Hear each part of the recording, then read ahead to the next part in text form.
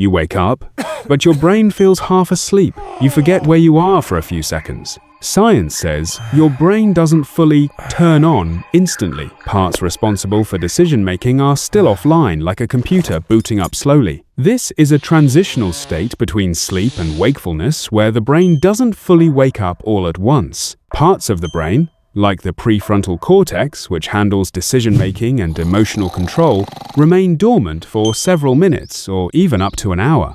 During this time, you experience cognitive impairment, an intense urge to go back to sleep, and low tolerance for external stimuli like noise or conversation. This condition worsens if you are jolted awake from deep sleep, suffer from sleep deprivation, or deal with ongoing psychological stress that puts your mind in a defensive state the moment you wake up.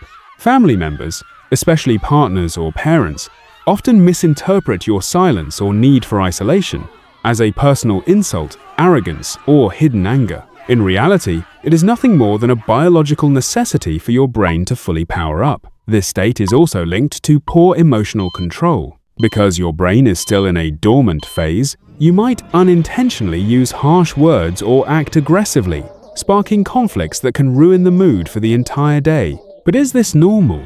From a neuroscience perspective, the answer is a definitive yes. Scientists have discovered that the brain doesn't simply switch on like a light bulb. It wakes up in stages. The brainstem, which handles vital functions, wakes up first.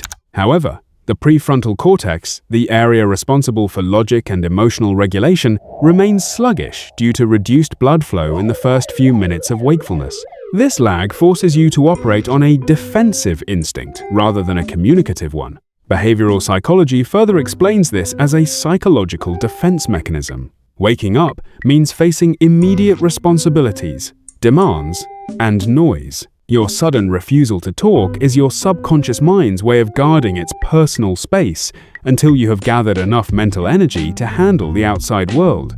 Ultimately, this condition is classified as a biological phenomenon rather than a psychological or physical illness. However, there are effective behavioral steps anyone can take upon waking up. First, grant yourself the legitimate right to silence for the first 20 minutes. Kindly let those around you know, I just need a moment for my brain to wake up. Open the curtains immediately. Natural light signals your brain to stop producing melatonin, the sleep hormone, and start releasing serotonin. Avoid jarring alarms and opt for those that simulate sunrise or use gradually increasing nature sounds.